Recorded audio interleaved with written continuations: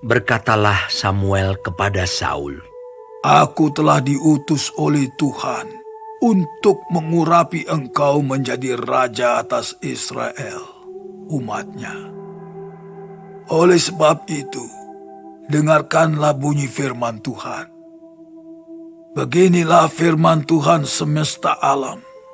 Aku akan membalas apa yang dilakukan orang Amalek kepada orang Israel. Karena orang Amalek menghalang-halangi mereka ketika orang Israel pergi dari Mesir. Jadi, pergilah sekarang, kalahkanlah orang Amalek, tumpaslah segala yang ada padanya, dan janganlah ada belas kasihan kepadanya. Bunuhlah semuanya, laki-laki maupun perempuan, kanak-kanak maupun anak-anak yang menyusu, unta maupun keledai. Lalu Saul memanggil rakyat berkumpul dan memeriksa barisan mereka di Telaim. Ada 200.000 orang pasukan berjalan kaki dan 10.000 orang Yehuda.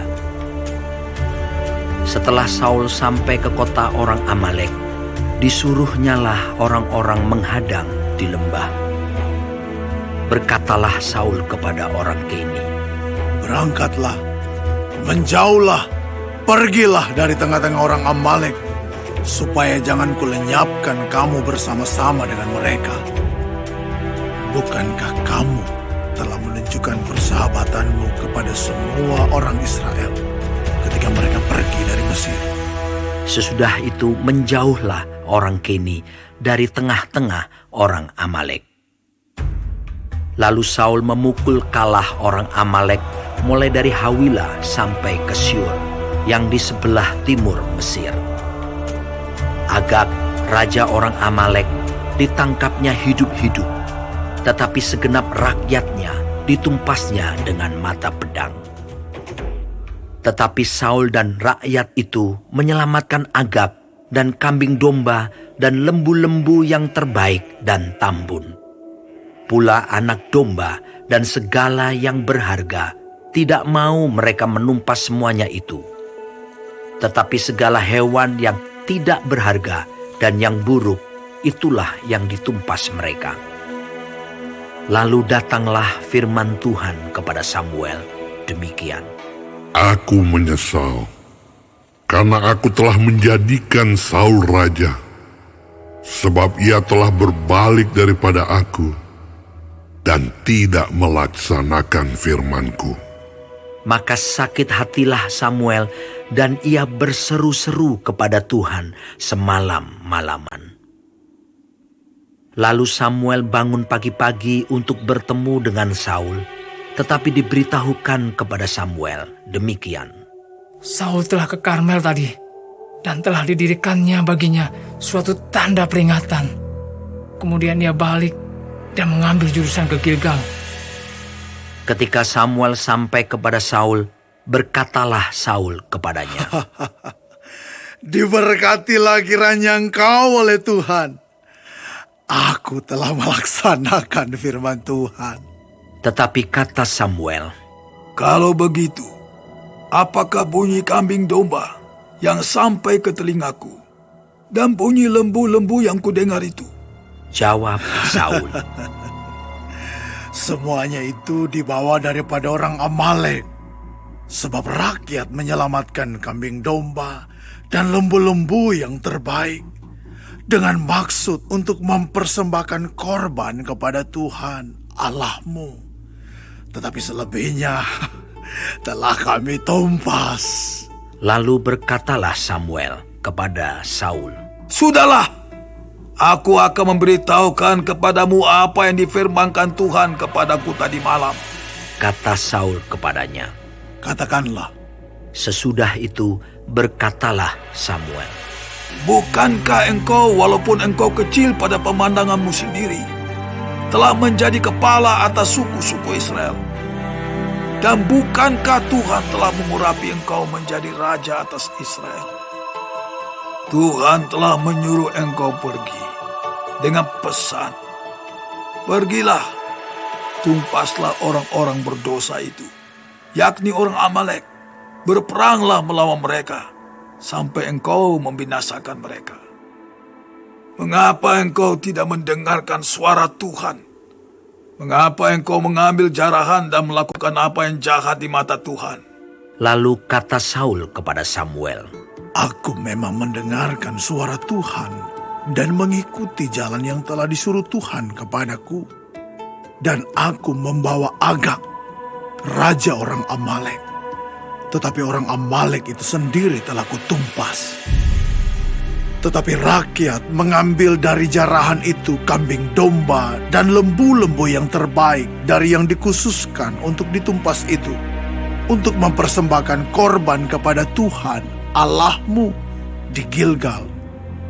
tetapi jawab Samuel, Apakah Tuhan itu berkenan kepada korban bakaran dan korban sembelihan, sama seperti kepada mendengarkan suara Tuhan? Sesungguhnya, mendengarkan lebih baik daripada korban sembelihan, memperhatikan lebih baik daripada lemak domba-domba jantan. Sebab pendurhakaan adalah sama seperti dosa bertenung, dan kedegilan adalah sama seperti menyembah berhala dan terafim.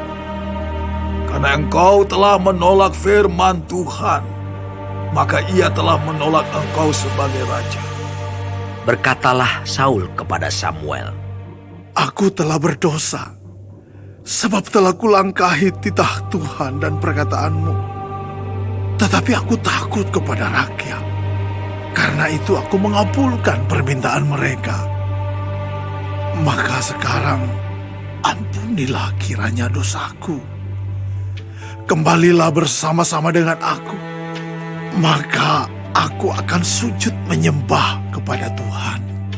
tetapi jawab Samuel kepada Saul, Aku tidak akan kembali bersama-sama dengan engkau, sebab engkau telah menolak firman Tuhan.